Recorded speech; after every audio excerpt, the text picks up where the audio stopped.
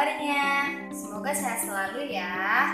Perkenalkan, nama Ibu Nefida Lemban Gaul, mahasiswi UPI Kampus Purwakarta. Pengolahan data. Masih ingatkah kalian tentang materi pengolahan data?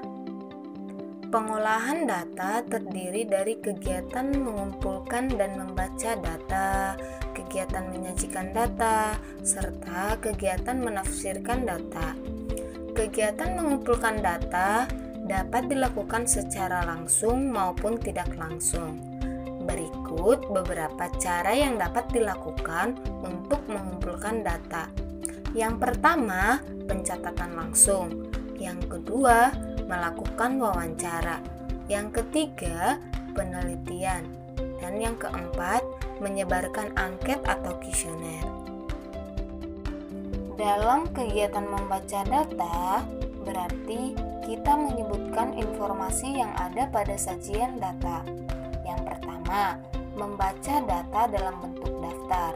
Yang kedua, membaca data dalam bentuk tabel. Yang ketiga, membaca data dalam bentuk diagram gambar. Yang keempat, membaca data dalam bentuk diagram batang. Yang kelima, membaca data dalam bentuk diagram garis.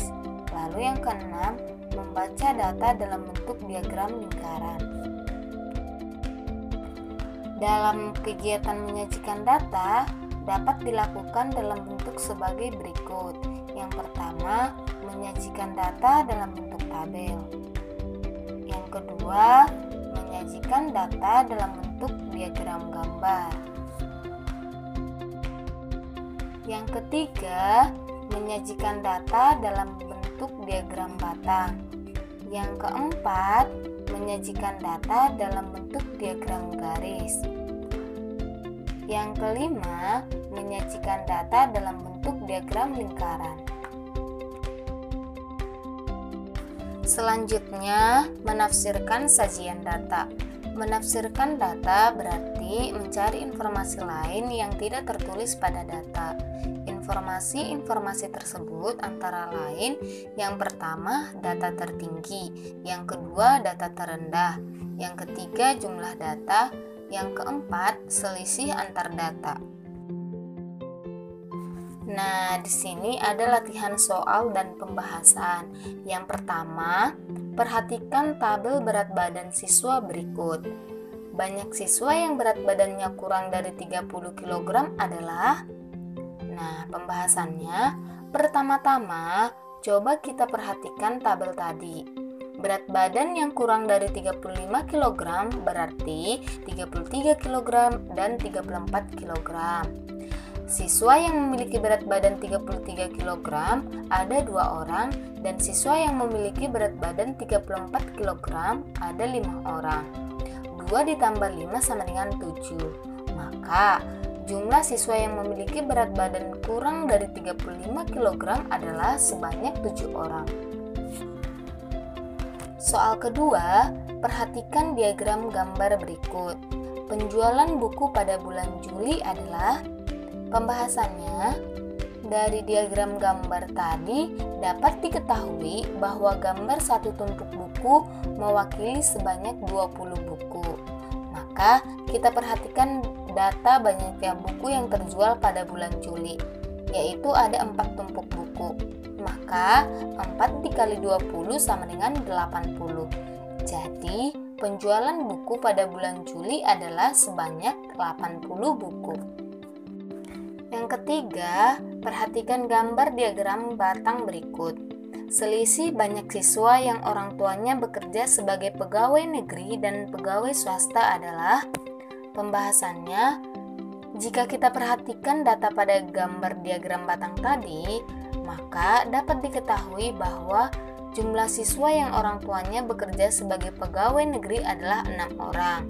Sedangkan jumlah siswa yang orang tuanya bekerja sebagai pegawai swasta adalah 9 orang. Maka 9 dikurang 6 sama dengan 3. Jadi, selisih banyaknya siswa yang orang tuanya bekerja sebagai pegawai negeri dan pegawai swasta adalah sebanyak 3 orang. Perhatikan diagram garis berikut ini. Jumlah ekspor jagung Desa Makmur selama 5 tahun adalah, pembahasannya, setelah kita perhatikan gambar diagram garis tersebut, dapat didapat informasi bahwa penjualan jagung Desa Makmur selama 5 tahun secara berturut-turut adalah tahun 2012 sebanyak 20 ton, tahun 2013 sebanyak 10 ton, tahun 2014 sebanyak 30 ton, tahun 2015 sebanyak 50 ton, tahun 2016 sebanyak 40 ton. Maka jumlahnya adalah 20 ditambah 10 ditambah 30 ditambah 50 ditambah 40 sama dengan 150 ton. Soal kelima, perhatikan gambar diagram lingkaran berikut ini. Diagram lingkaran tersebut menunjukkan banyaknya koleksi buku di perpustakaan sekolah. Jika jumlah buku seluruhnya 1.800 buah, banyak buku bacaan adalah, pembahasannya, jika kita perhatikan diagram lingkaran tersebut, dapat dilihat bahwa pelajaran umum sama dengan 40 derajat, pelajaran agama sama dengan 20 derajat, lain-lain sama dengan 15 derajat. Dalam sebuah lingkaran penuh, sudutnya adalah 360 derajat. Maka bagian buku bacaan adalah sisa dari 3 bagian tadi. Maka 360 dikurang 40 ditambah 25 ditambah 15 sama dengan 360 dikurang 80 sama dengan 280. Maka 280 derajat dibagi 360 derajat dikali 1800 sama dengan 1400. Maka banyak buku bacaan adalah 1400. Baik, sekian pembelajaran kita untuk hari ini. Semoga materi yang telah disampaikan dapat menjadi ilmu yang bermanfaat. Sampai bertemu di video pembelajaran berikutnya. Dadah!